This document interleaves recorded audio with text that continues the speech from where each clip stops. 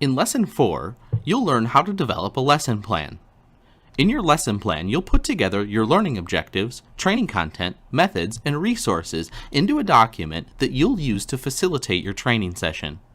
During this lesson, we'll define what a lesson plan is, learn how to define learning objectives, and outline training content.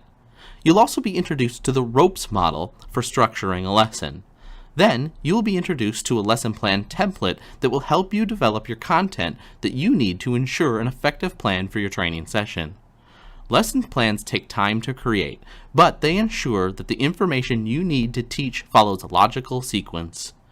This will help you engage your students and ultimately help them understand the information you want them to learn and apply in their jobs. A training lesson plan, also called a session plan, is an organized description of the activities and resources you'll use to guide a group towards a specific set of learning objectives. The lesson plan serves as the trainer's go-to resource for successful delivery of training content. A lesson plan is merely a written record of training. It includes essential content that you've defined to meet learning objectives. Let's look at the purposes of a lesson plan. A lesson plan, remember, is your written record of how you conduct training. It includes your learning objectives, training content, and resources needed to successfully facilitate your session. Your lesson plan serves different purposes at different points in time. During lesson development, it's a tool for helping plan the details of your session. Before facilitation, it's a guide for preparing and rehearsing your session content. During facilitation, it's a roadmap for you to follow while conducting the session. And after the lesson, it's a document used to revise or memorialize the training session for documentation purposes. Regardless of how many times you intend to use the lesson plan, you need to develop one. It helps to make sure that you've provided what the participants need in order to learn and enables you to conduct your training in a professional manner. Let's discuss. For one, why is a lesson plan important? Why do you think it's important to develop a written lesson plan? Press pause now to complete this activity in your seminar workbook. When you're finished, press play to continue with the seminar. Developing learning objectives builds the foundation of your lesson plan. The skill of developing learning objectives is critical because all your content and activities must be designed to help achieve these objectives. Let's take a look at how to write learning objectives that will specify what participants will be able to do as a result of your training. There are two basic elements of creating learning objectives, as you can see here. First, identifying after-training behaviors, and second, developing appropriately stated objectives. Let's explore both of the elements to craft great learning objectives. Learning objectives focus on what you want participants to be able to do as a result of training. Generally, learning objectives are written in terms of learning outcomes, what you want trainees to do as a result of the training. To identify outcomes, start by making a list of what you want learners to do as a result of training. These are your participants' after-training behaviors. Let's do just that for your training session. Development 4.1, My After-Training Behaviors. Make a list of what you want learners to do as a result of your training session. These are the after-training behaviors for your participants. Press pause now and complete this activity in your seminar workbook. When you're finished, press play to continue the seminar. Once you've established a list of what you want learners to do as a result of training, your after-training behaviors, follow a 3-step process for creating appropriately stated learning objectives. Here's a simple formula for you to create great learning objectives. Step 1. Create a STEM. The STEM identifies the context for the learning outcome. Think about the STEM as preparing the learner to know what to expect when. STEM examples could include, after completing the lesson, the participant will be able to, or, at the conclusion of this session, the learner will. No matter what STEM you choose, remember, this STEM helps prepare your learners for what they're going to do. Step 2. Add an action verb. Add an action verb to identify the learning action to take place. When selecting an action verb, make sure you're describing an observable behavior. It will be tempting to use words like know, understand, or appreciate. These words describe an action that's going on inside of the learner's head. Instead, use words that reflect observable behaviors, behaviors that participants will demonstrate which you can see. Step 3. Identify the actual product, process, or outcome. Once you have a stem and an observable action verb, define the result, what the learner should be able to do as a result of the training. In stating the result, describe what you want the participant to demonstrate. It is important that your learning objectives come as close to possible to the actual behavior the participant will be expected to perform. So, as an example, look at the bottom of your screen. The stem, after completing this session's learners will, with a verb describe, which is observable, and an outcome, the importance of well-designed lesson plans. This creates a learning objective. After completing the session, learners will describe the importance of well-designed lesson plans. That's a great lesson plan objective using this formula. Let's discuss. 4.2. Observable behavior. Why is it important that your action verb describe observable behavior when writing a learning objective? Press pause now and complete this activity in your seminar workbook. When you're finished, press play to continue with the seminar. Let's continue with our discussion. 4.3. Adult learning results. Which of the adult learning principles do you need to consider when developing learning objectives? Refer to page 15. Press pause now to complete this activity in your seminar workbook. When you're finished, press play to continue with your seminar. Now let's try an exercise. 4.1. Assessing objectives. Read the learning objectives provided in your seminar workbook. Place check marks in the boxes beside objectives that you think describe observable and appropriately stated behavior. Press pause now to complete this activity in your seminar workbook. When you're finished, press play to continue with the seminar. Now let's work on developing your training session. 4.2. My learning objectives. Now it's time to write learning objectives for your training session. Press pause now to complete this activity in your seminar workbook. When you're finished, press play to continue with the seminar. To develop a lesson plan, you'll need to outline training content. Outlining training content requires you to identify the action steps participants must perform and the knowledge required of them to perform those steps in order to meet the learning objective. These action steps and knowledge requirements form the basis of your training content. The training content identifies what the participants will have to do and know in order for them to meet the learning objectives. Outlining your training content serves 3 purposes. 1. It helps you evaluate unnecessary content. 2. It helps you organize and sequence your content. And 3. It helps ensure that your participants meet learning objectives. So let's discuss. 4.4. What is training content? What do you think we mean by the term training content? Press pause now and complete this activity in your seminar workbook. When you're finished, press play to continue your seminar. When you outline training content, you must consider the content from the participant's perspective, what the participant needs in order to achieve the objective. There are 2 steps involved in outlining training content. They are 1. List the actions and knowledge requirements, and 2. Sequence the training content. Step 1. List the actions and knowledge requirements. List the actions the participants must take to accomplish the learning objective, as well as the knowledge required so participants can take those actions. Learning is most effective when the training is broken down into small parts.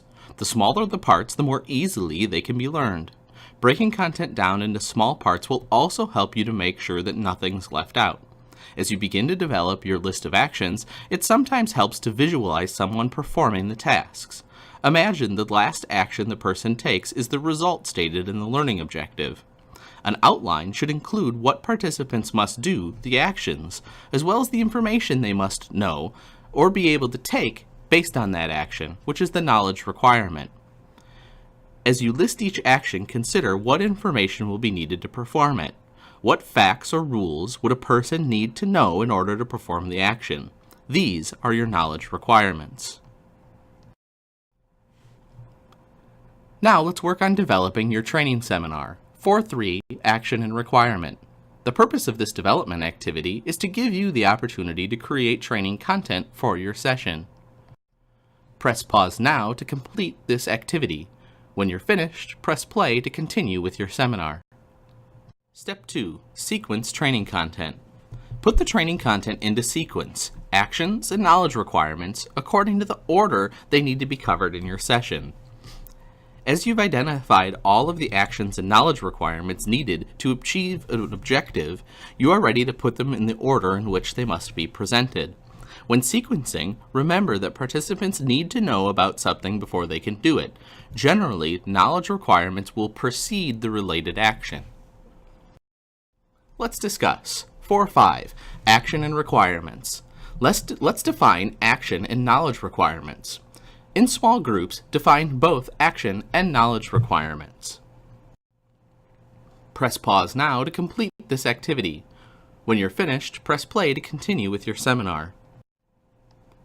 Now for a development exercise. 4.4 My Training Content. Continue to develop action and knowledge requirements for your learning objectives. Then list your sequenced training content for the identified objective you have stated. Press pause now to complete this learning activity. When you're finished, press play to continue with your seminar. There's more to a lesson plan than just outlining training content. A lesson includes a series of steps designed to help participants learn and practice new skills. Content should be developed using a series of steps designed to help participants learn and practice those skills. The ROPES model provides a systematic approach to developing your lesson plan content and includes the 5 following steps that should be included in your training design. First, you review to understand the participants' general knowledge or expertise in the area. Then, you overview to establish a connection between the participants and the learning content that engages and motivates learning.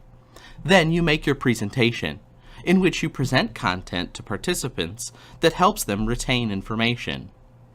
Next, you do an exercise to enable participants to practice using content to build their knowledge, skills, or abilities. And finally, you provide a summary, in which you summarize and clarify what's been learned through the ROPES model. Let's take a deeper dive into the ROPES model. Step 1. Develop the review. Introduce the lesson topic. Have participants share their knowledge or related past experience. Recognize potential resources and possible obstacles within the group. Let's discuss 4.6 Why review? Why do you want to know each learner's knowledge and experience level in relation to the learning topic? Press pause now to complete this activity in your seminar workbook.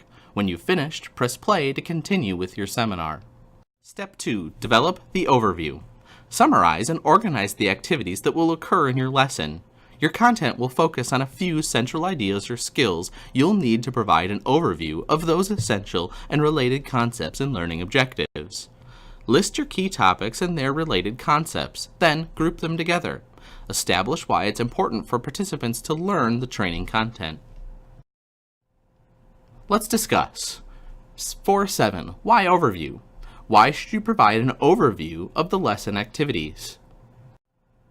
Press pause now to complete this activity in your seminar workbook. When you're finished, press play to continue with the seminar. Let's continue our discussion. 4.8 Training that matters. Have you ever been in a training or a course where the participants did not seem like the training or content was important to them? Discuss these experiences. Press pause now to complete this activity in your seminar workbook. When you're finished, press play to continue with your seminar. 3. Develop the presentation. Once you have a general idea of what you need to cover, draft your presentation content. List all of the points that you need to cover in the order in which you need to cover them. Use the tell, then show training approach. Tell the participants what they need to know and then show them how to do it. It's best to use several different presentation approaches to keep learners engaged and appeal to people with different learning styles. Consider using a myriad of training methods outlined earlier in this seminar. Once you've decided which training methods to use, note them in your template. Discussion 4.9. Tell, then show. Why is the tell, then show approach important? Press pause now to complete this activity in your seminar workbook. When you've finished, press play to continue with your seminar. Step 4. Develop the exercise. Develop methods for participants to practice what they've learned. Make sure you provide feedback on their performance. Build in learning checks and question and answer sessions and include these in your template. Research shows that participants forget most of what they just learned.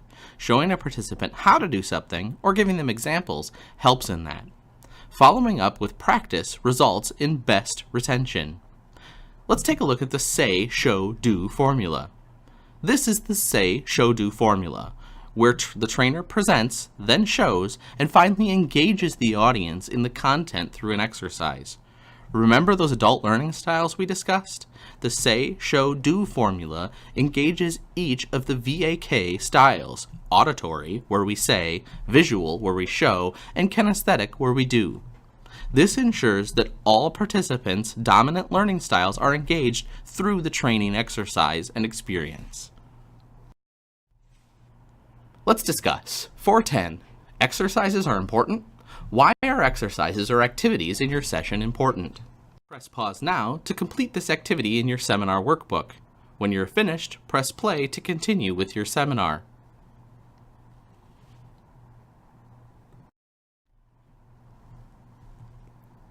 Let's continue with our discussion. 4.11. Exercise methods. What are some training methods you can use for the exercise step?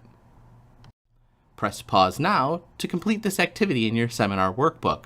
When you're finished, press play to continue with the seminar. The fifth and final step in the ropes model, develop the summary. Finally, summarize the learning, stressing critical points related to your learning objectives. Provide an avenue to answer participant questions. Discuss how participants will apply their newly learned skills. Summarizing provides for a smooth transition between topics, sessions, or closing your session and sending your learners out to apply their learning. Let's discuss 4.12. No summary? What might happen if you do not include the summary step? Press pause now to complete this activity in your seminar workbook. When you've finished, press play to continue with your seminar. Timing is a critical consideration when developing session content. Usually, you have a limited amount of time. The time you have available will impact the training methods you use and the application of the ropes model. Start with the total time allotted in your session and then portion your time according to each ropes element. A rule of thumb is to allocate more training time to the exercise step to allow for participation. While there are no hard rules for time allocation, here's some general guidance. Review is 5 to 10%. The overview step is 10 to 15%, while the presentation step is 25 to 35%. The exercise step, the longest, is 35 to 50%, and the summary is about 5%. Our next discussion, 4.13, training methods. What methods might you try to estimate your timing? Press pause now to complete this activity in your seminar workbook. When you're finished, press play to continue with the seminar. Let's continue our discussion. 4.14, longest step. Are you surprised that the exercise step should be longer than any other? Press pause now to complete this activity in your seminar workbook. When you're finished, press play to continue with your seminar.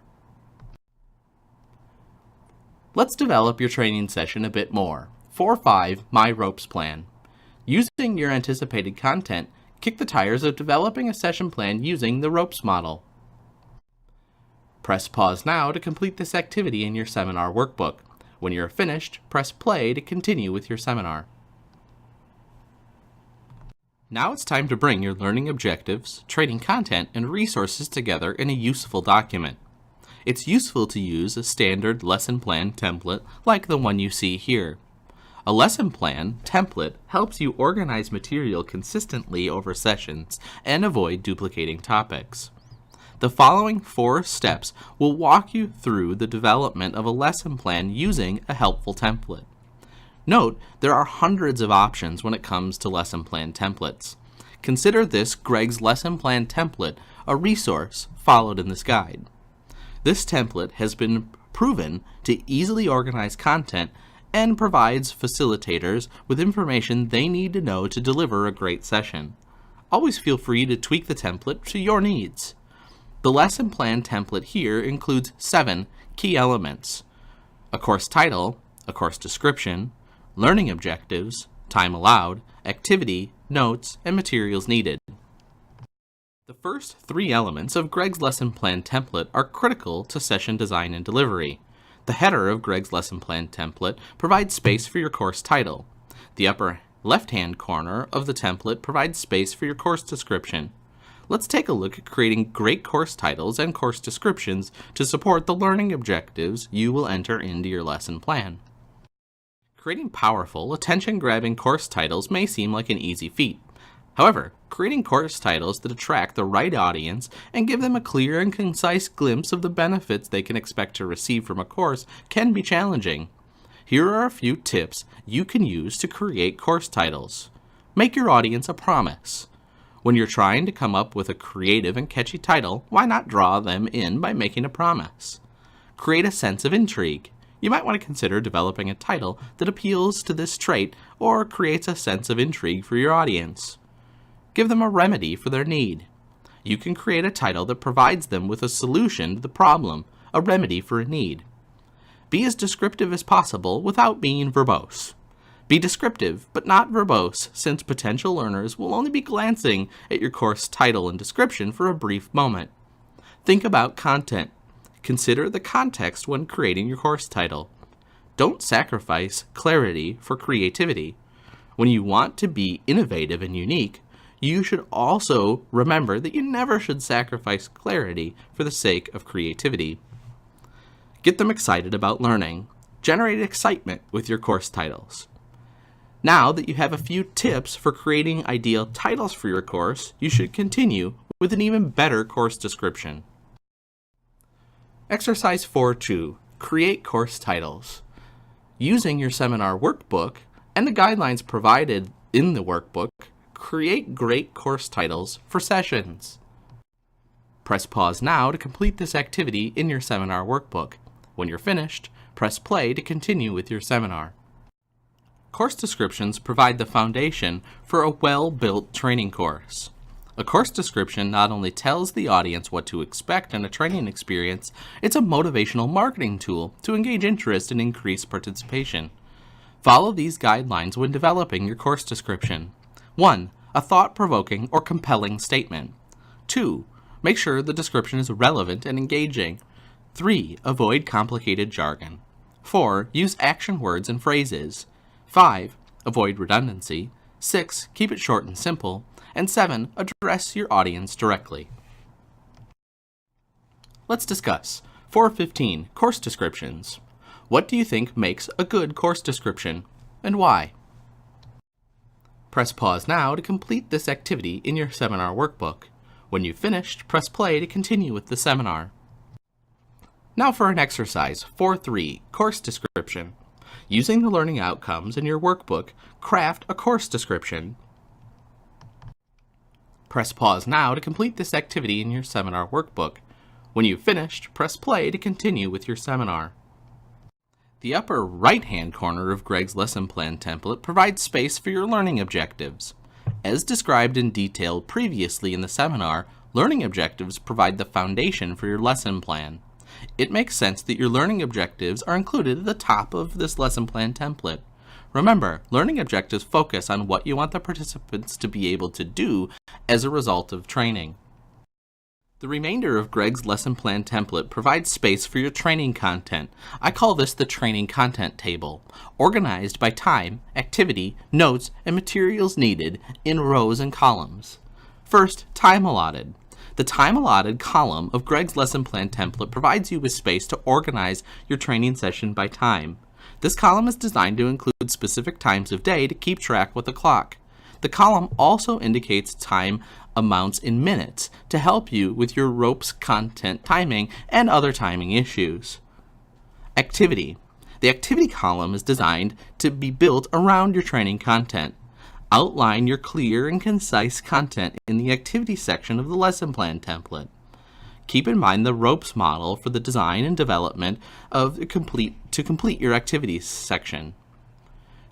Notes. The notes column is designed for important information and more detail on particular content of that row of your training content table. Materials needed. In the materials needed column, outline in a bulleted list all resources you will need to facilitate the training content of that row. Items will include handouts, activities, readings, electronic devices. The opportunities are really endless. It's everything you need to deliver that particular row of content. Now for an exercise, 4.4, Training Content Table. In your workbook, you are given a description of one element of training content. Suggest how you might organize information in the session content table. Press pause now to complete this activity in your seminar workbook. When you're finished, press play to continue with your seminar. Now to develop your training session further. 4.6, My Training Content. Using all of the training development work you have done in Lesson 4, now it's time to draft a lesson plan. Press pause now to complete this activity in your seminar workbook. When you have finished, press play to continue with the seminar. A lesson plan worksheet like this one is available in your seminar workbook or on our course site for your lesson plan drafting. Enjoy!